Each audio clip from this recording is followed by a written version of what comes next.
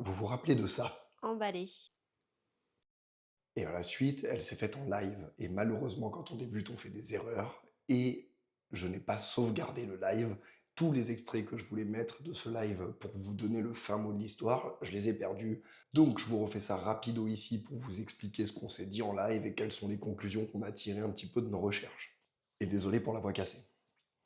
Donc on a commencé par les regarder de manière un petit peu innocente sur internet en faisant une recherche simple.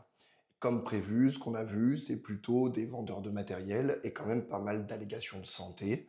Apparemment, la ceinture lombaire, c'est efficace contre la douleur et sur la posture. Et dans ça, on retrouve des vendeurs de matériel médical, donc des choses qu'on retrouve en pharmacie et on a les mêmes allégations.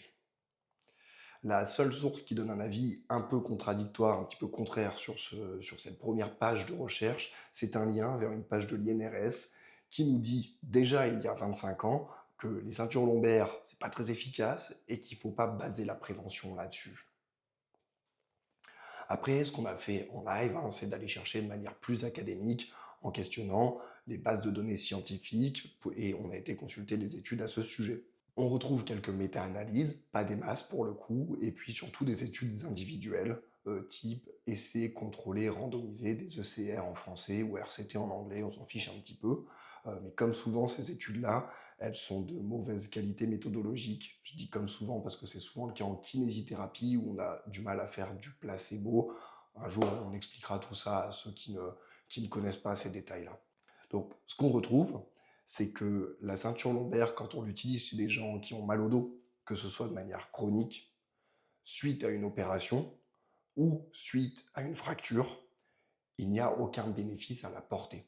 Donc comment on fait cette décision? C'est qu'on compare, on fait deux groupes, on compare ceux qui la portent, ceux qui la portent pas, et en fait on constate qu'ils évoluent tous de la même manière, avec les mêmes douleurs, les mêmes difficultés, les mêmes évolutions dans la prise en charge. On a une étude un peu intéressante qui annonce une amélioration des résultats d'exercice si on la porte pendant les exercices. J'ai été regarder, en fait, ils concluent à tort ceux qui concluent, ils n'avaient pas la méthodologie qui le permettait. En fait, ils s'intéressaient à la posture lombaire en radio, et ça, pour le coup, il n'y a pas eu d'amélioration, et c'est le seul paramètre qu'ils auraient dû étudier. Mais en fait, ils en ont étudié d'autres, mais sur lesquels ils ne pouvaient pas conclure, c'était un petit peu par curiosité, et ils n'auraient pas dû faire de conclusion dessus. Donc, ça reste pas d'effet, en fait. Quand on constate ce qu'ils ont fait, il n'y a pas d'effet sur la posture.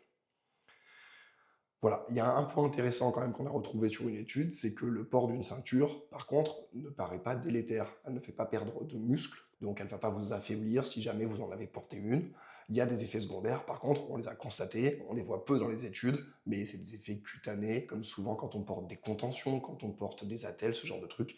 Il faut toujours surveiller l'état de la peau, parce que ça glisse, ça frotte, etc. Et il y a des vrais risques. Alors, d'irritation, ok, ça peut être grave, pas grave, mais des fois d'infection, des fois de choses un peu plus graves liées à cette irritation. Ce qu'on a conclu, c'est qu'il n'y a aucun intérêt à porter ce genre de gilet de posture ou de ceinture lombaire si jamais vous souffrez du dos. Si c'est le cas, consultez un professionnel de santé, bougez au maximum de vos capacités et soyez patient. Une blessure, ça nécessite souvent un petit peu de temps pour que le corps fasse le job de guérison. Et c'est une partie difficile quand on souffre, et c'est bien sûr ce qui fait que on retrouve tout un tas de solutions et que des gens font leur chiffre d'affaires là-dessus, parce que quand on souffre, on va aller chercher des trucs pour nous soulager, c'est tout à fait normal.